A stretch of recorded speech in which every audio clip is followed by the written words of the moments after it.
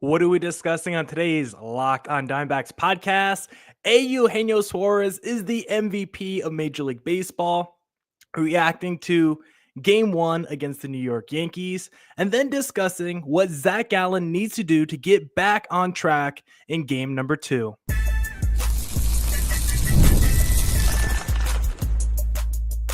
You are Locked on Diamondbacks, your daily Arizona Diamondbacks podcast. Part of the Locked On Podcast Network, your team every day.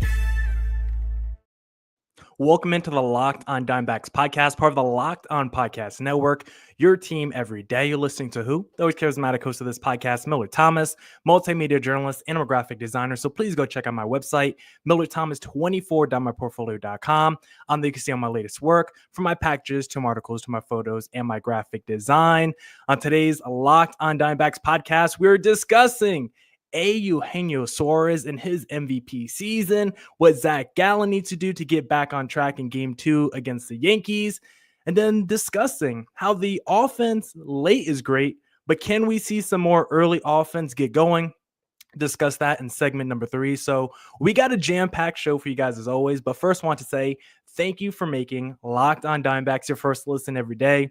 I would not be able to do this podcast without you, my loyal listeners, sharing, subscribing, reviewing, doing all that so I could do this podcast for you. Thank you. It's free. It's available on all platforms.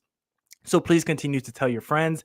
And one of those platforms, if you're watching right now on the YouTube live stream, thank you. YouTube is one of the platforms. So please hit subscribe to Locked on Diamondbacks on YouTube. But now let's get into the Locked on Diamondbacks podcast. And if you are watching this show live, I want this to be an interactive experience. So if you have any comments or questions, please drop them in the YouTube comment section. I'll try to answer them as the show goes on. But we have to start this game by talking about EUGENIO SUAREZ, because this was another D-backs thriller, back-to-back games where the D-backs used a fire 8th inning, really fun, really epic, to drop the hammer down on the opposing team and have an epic comeback. And in tonight's game, it was EUGENIO SUAREZ, who has been arguably probably the MVP of the National League so far. He delivers a monster grand slam in the 8th inning to give the D-backs the lead. And it's funny because we make fun of the Yankees ballpark because we say it's small, it's a little league ballpark, and EUGENIO's grand slam would have been a home run in 24 of the 30 ballparks. And of course, it would have been a grand slam in at least Chase Field. So whether this game was in New York or at home in Arizona, it would have been a grand slam either way. Another game where the D-backs look kind of dead, look kind of miserable through those first few innings. Maybe not as bad as it was against the Cubs, because at least in this game, we had Corbin Burnes on the mound for his debut. A lot of excitement behind that. He was really good to begin the game. Those middle innings, he labored a little bit, but overall, just another game where the D-backs just started the game so slow. Offense wasn't able to get going early. The starting pitching had to, muddle through some of those middle innings, as we've seen the last few games with the D-backs, with the starters being a little bit up and down. But in the end, it's the resilience of the D-backs once again using a big 8th inning to take down the New York Yankees and deliver them their first loss of the year. So this was a huge win by the D-backs to take a little bit something off a team that was in the World Series last year. Now, talking about Corbin Burnes, it was his debut, and I think for the most part, it was good. It was positive. Yes, it was a little bit up and down, especially when we got to those middle innings, but the way he came out the gates, I thought he at least set a tone early. He was battling with Will Warren. They're going back and forth. And then the 3rd and 4th inning is when the Yankees start to get to Corbin Burnes a little bit. Seemed like he started to deal with a little bit of command issues and maybe some of his more hard stuff, because if you look, he gave up home runs on his cutter to Jason Dominguez and Anthony Volpe. So it does make me wonder, with all these D-back starters, it seems like all of them have had issues with command. More importantly, when it comes to like their hard stuff, is that just because they're still rusty, still trying to get back after spring training? Like, why does it seem like every D-back starter through one turn of the rotation had at some point issues with command? I just think that's a little bit weird. So it's just something I want to see going forward. But at least through one turn in the rotation, it was not a bad outing by any of these D-back starters. Like Zac Gallen probably had the worst outing, and he was still 4 earned runs, pitched into the 5th. Like that was the worst outing for this D-backs rotation the first turn through. They had like a 4.6 ERA first turn through the rotation. So despite it being up and down nature for every D-back starter, I still think Corbin Burnes went out there and had himself a pretty good debut for Arizona. Still racked up 8 strikeouts in those 5 innings. Yes, he had to labor a little bit, but it also wasn't like the defense exactly helped him either because, of course, Josh Naylor, who came in to replace Christian Walker, and we've been discussing on this podcast how we felt Josh Naylor could at least replace the offensive Christian Walker, but we saw today, ball flipped to first base with Corbin Burnes trying to cover it, and he couldn't even make the 8-foot throw, goes over Corbin Burnes' head, and it leads to 2 Yankees runs. And after that moment, I mean, the D-backs did not show a lot of life until that 8th inning when they came alive again. And so this whole D-back season so far, just so up and down because by the 5th or 6th inning of every game, you almost want to turn off the TV. You feel like almost miserable. Maybe that's a little bit too strong of a word, but I can't say I'm feeling great about this D-back team when I'm watching them through the first 5, 6, 7 innings of a game because we're usually down in these games. The defense hasn't been that good. The offense hasn't exploded early. So it's like until we get to the 7th or 8th inning, it feels like the D-backs are going to lose like a majority of these games. But you look at the D-backs record now, they're going to be 3-2. They're going to go into game number 2 with Zac Gallen on the mound. And it's like, despite how up and down this season has felt so far, and it feels like if you had to do like an innings count, it feels like the D-backs have been more bad than good this year. But at the end of the day, the D-backs have a winning record because they find ways to win. I think that's the biggest mark of like a good team. Can you find ways to win? When your team is struggling, when your best players are not performing or hitting, when your starters are going out there and not able to give you 6, 7 clean innings, are you still able to find a path to victory? And the D-backs have done that against the Cubs. They did that tonight against the New York Yankees. And resiliency seems to continue to be the calling card of the Arizona Diamondbacks so far in 2025. So despite this team looking up and down for a lot of this season, like the fact that they're still able to pull out some of these wins at the end of games. Now let's hand out some awards. Let's talk about some stars of the game from tonight. I think I'm going to start doing this on the live stream. So we'll see if this little bit continues. But 2 stars of the game, EUGENIO SUAREZ, of course, first of all, MVP, big grand slam. It was 109 miles per hour off the bat, like monster shot. And then Corbin Carroll also had himself a pretty good game. He started the game with that 2-run bomb in the 3rd inning, put the D-backs on the board first home run of the season for Corbin Carroll, and playing in Yankee Stadium, this Little League ballpark. I do want to know if this is going to help wake up Corbin Carroll because one of the big predictions we had was a monster power season from Carroll. I thought he was going to have 35 home runs this upcoming year because you look at his first half of 23, his second half of 24, combine the two in 150 games, that's a 35 home run season. Tonight, he hits his first one, and I'm hoping he gets at least one more before we leave New York because I think it could really set him on a good path as we enter these other series. Heat his bat up a little bit, playing in that very small ballpark. So hopefully this is the first of many power bombs to see for Corbin Carroll going forward. Now we'll discuss game number 2 and what Zac Gallen needs to do to get back on track in segment number 2. If you are out here and you're trying to manage your money, then I suggest using Monarch Money because ever check your bank account and wonder, where did all my money go? Between dining out, online shopping, and entertainment, it's easy to lose track. That's where Monarch Money comes in, your personal CFO giving you full visibility and control over your finances. Monarch Money isn't just a budgeting app, it's a complete financial command center. You can track all your accounts, investments, and spending in one place, so you stop just managing your money and start building wealth.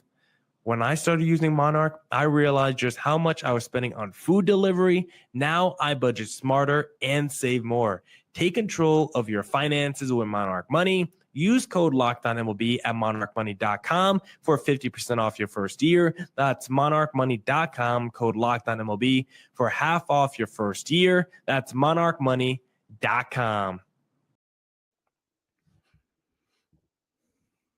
Back here on the Locked on Diamondbacks podcast, looking at a couple comments from YouTube. Working Man's Politics said, Naylor looking like a defensive liability.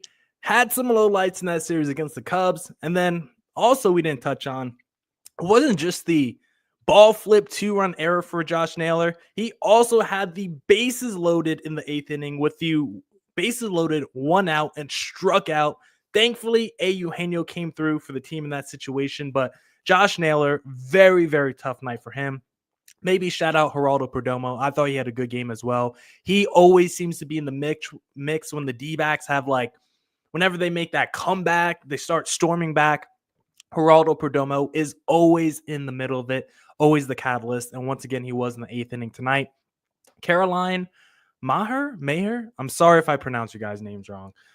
She said, what is going on with Brandon Pfaadt? He is from my hometown, Louisville, Kentucky, so I would like to know if he's going to be playing. Well, Caroline, he currently might be the D-backs' best starter. I really liked his most recent outing. Yes, he gave up a couple home runs in the middle innings, but he did have the deepest outing of any D-back starter. So please keep sending in your comments in the YouTube comment section. I'll read them as the show goes on. But let's talk about Zac Gallen. Let's talk about game number 2, because Zac Gallen is in this weird precarious space where we all feel like he's a stud. We all know he's a stud. I've called him an ace. I've predicted him to win the Cy Young. Still hasn't happened yet, but there is this, over the last couple years, since that scoreless streak, there has been a little bit more of an up and down nature to Zac Gallen's starts, and it's hard to see because the traditional numbers are still so good with Gallen. The K numbers are still there. He's never going to have a bad ERA. He's always going to be a workhorse. But if you're a D-backs fan who watches start by start of Zac Gallen, you know he just hasn't looked as elite as he did in 2022. You know, there are stretches in 23 and 24 where he looks elite, but it doesn't feel consistent start to start.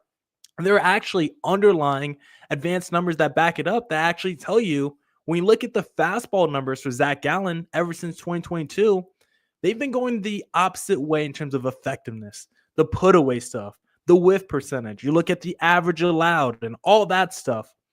Opposing hitters are just way more locked in on Gallen's fastball. And it's not just hitters are doing better against the fastball. He's also seemingly having less command of it, putting it in the strike zone less. And just overall, he just doesn't seem to have the feel like he once did. The fastball was Gallen's go-to pitch. It was maybe his most devastating pitch. Then you work that knuckle curve off of it. Nasty. But now you look at the stats, and it's like the fastball is the pitch that opposing hitters are waiting for. And if you're going to go against a lineup with like the Aaron Judges of the world and these new torpedo bats, like you have to be a little bit concerned if you're Zac Gallen. The torpedo bats tonight, mind you, in game number 1, in those early innings, I was a little bit concerned when I saw Volpe get jammed and still hit a monster home run. When I see Ben Rice hit a monster home run, the torpedo bats do make me a little bit concerned. But after Corbin Burnes came in, the D-backs bullpen absolutely shut down the Yankees offense. So maybe the Yankees offense was just good because they're going against Nestor Cortez and Aaron Savali.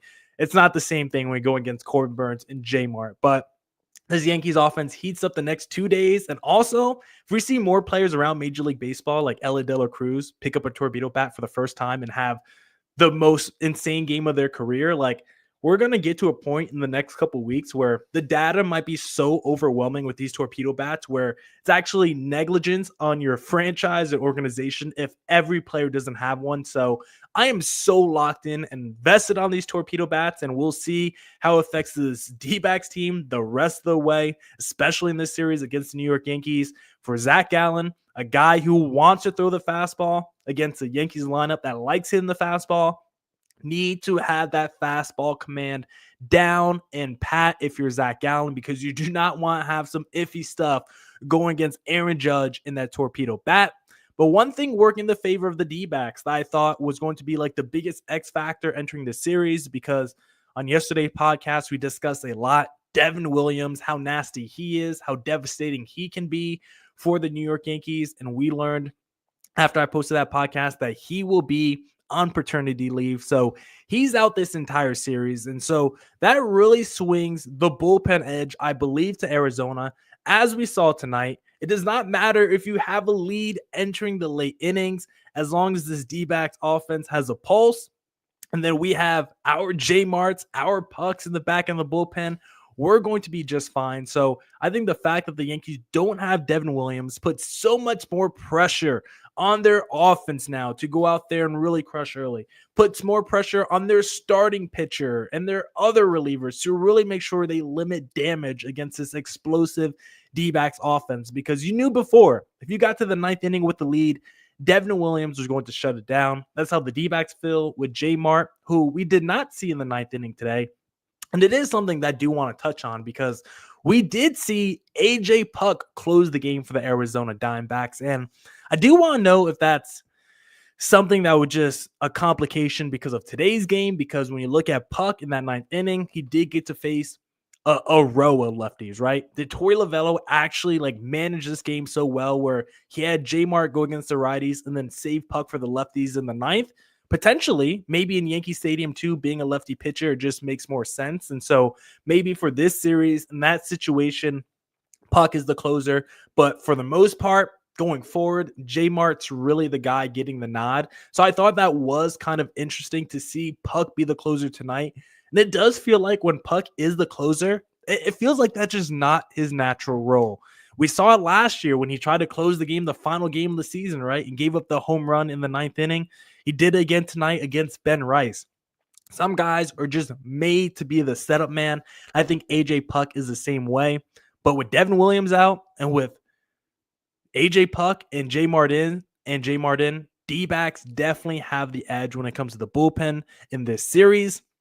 But some guys we need to see step up. We know Zac Gallen needs to get back on track, but Josh Naylor, you need to play better defense. You have been a liability so far. We are used to experiencing the best of the best from Paul Goldschmidt to Christian Walker. We need to see better defense from Josh Naylor because he has absolutely costed us some runs. His bat has been really good. Was not good in this game one against the New York Yankees, but if his defense continues to play like that, I don't know if his bat's going to be able to make up for it. We do have a guy in Pavin Smith who all he hits is bombs and then draws walks. So if Pavin Smith can all of a sudden be fundamentally sound defensively, maybe he goes over there and steals Josh Naylor's job. I don't think that's going to be the case anytime soon, but just wanted to throw that out there. And then Ketel Marte, want to see him have a big game. We have yet to see Ketel Marte really explode this season. He faces lefty Carlos Rodon in game number 2. We know historically Ketel Marte crushes lefty pitching, but also historically he has struggled against Rodon. 3 for 18 in his career against Rodon. And so I'm hoping lefty starter in Yankee Stadium, it's set up for Ketel. Despite Rodon dominating Ketel most of his career, I'm hoping this is the game Ketel finally explodes against him, because I want to see this D-backs offense. It's been explosive late, but can it be explosive early? That's what we'll discuss in segment number 3. Looking for a snack that's both delicious and nutritious? Crack into a good source of protein with Wonderful Pistachios. Wonderful Pistachios is one of the highest protein nuts. Each 1 ounce serving has 6 grams of protein, giving you over 10% of your daily value. Plus, they're packed with fiber and better for you unsaturated fats to help keep you feeling fuller longer. My favorite Wonderful Pistachios I actually have right here. Sorry to the audio listeners only. You're going to have to go to YouTube for this one, because right next to me, I got 3 of my favorite flavors here. And this is what is great about Wonderful Pistachios. Unsalted right here, no shell.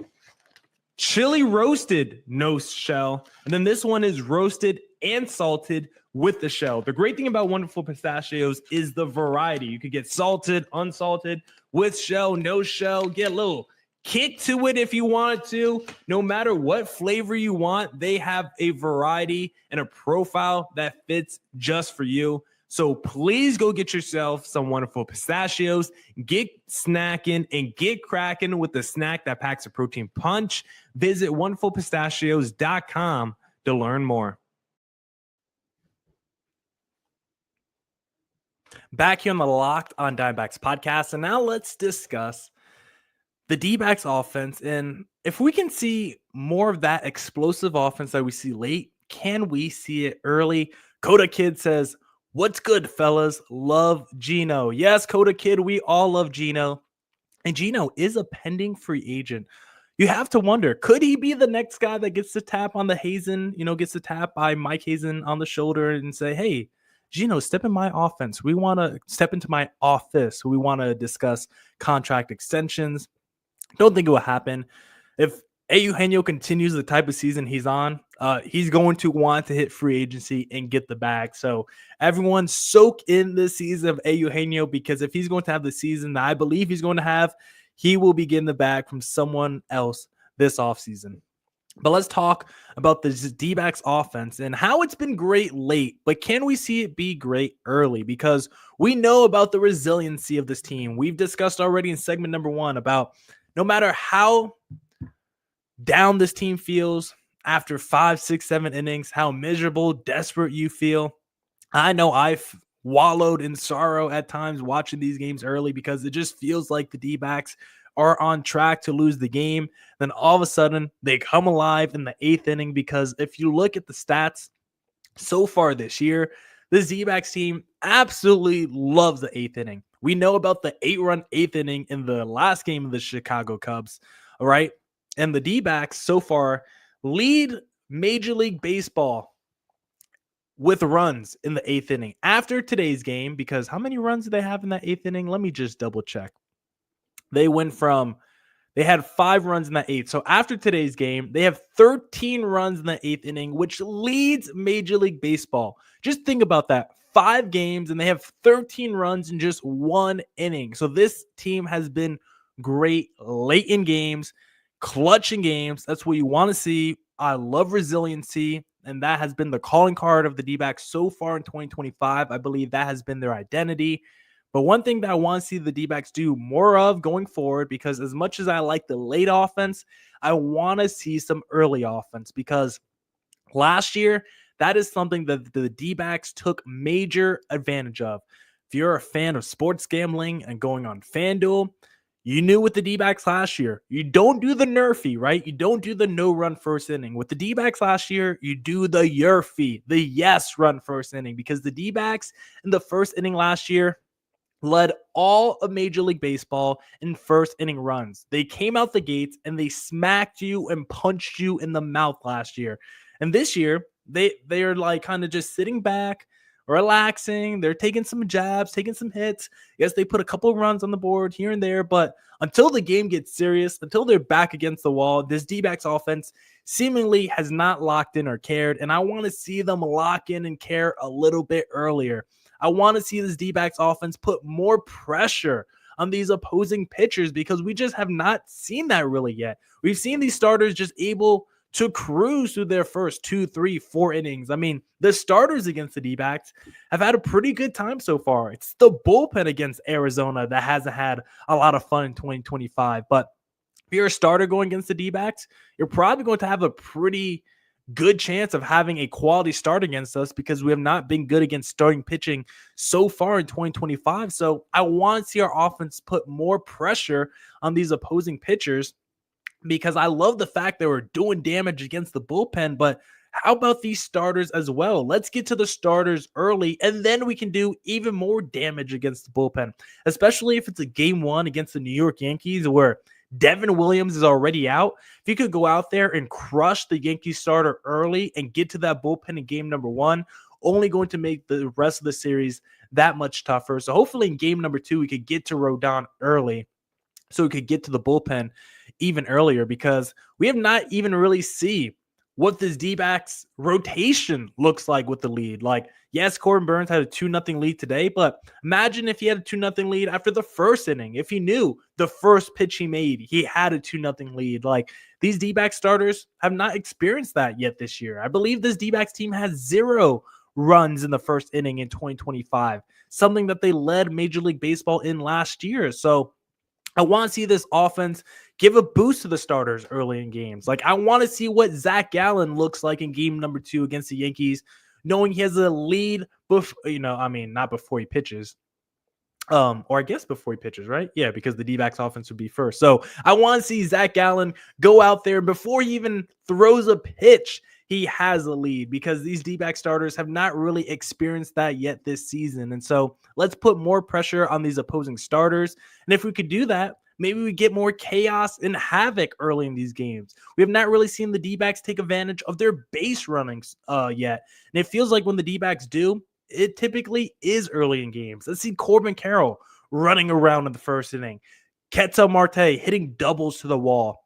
Because if you look at the stats from last year, the top 3 in the D-backs lineup absolutely crushed in the first inning.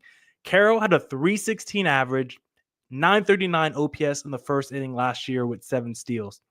Ketel Marte had 13 bombs, a 360 average, a 1219 OPS in the first inning last year.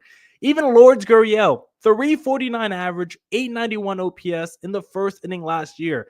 This team, the top of the lineup, dominated in the first inning last season. And so far in 2025, we have yet to see that. I want to see the D-backs come out early, punch an opposing team in the mouth. Do that to the New York Yankees. Come out tomorrow and punch Carlos Rodon, not literally, but figuratively in the mouth. I want to see Ketel Marte get going. We have yet to see the big Ketel Marte game. So game number 2 will be a perfect opportunity. Get some offense going early. Hopefully it's Ketel Marte. And let's get to that Yankees bullpen early, especially with Devin Williams out. That is the path to the D-backs winning this series, getting to that bullpen early and crushing Carlos Rodon in game number 2. And before we wrap up today's podcast, please go on FanDuel. I mean, you don't have to, but I did before today's game. I did a same game parlay, D-backs money line, and the over on the runs with the torpedo bats, plus the D-backs had the best offense last year. That was easy money in my pocket. So please go to FanDuel if you want some easy money in your pocket. Now that's it for this edition of the Locked On Diamondbacks podcast. Come back tomorrow for more Diamondbacks news coverage and insight. And as always, stay safe, stay healthy. Dose it.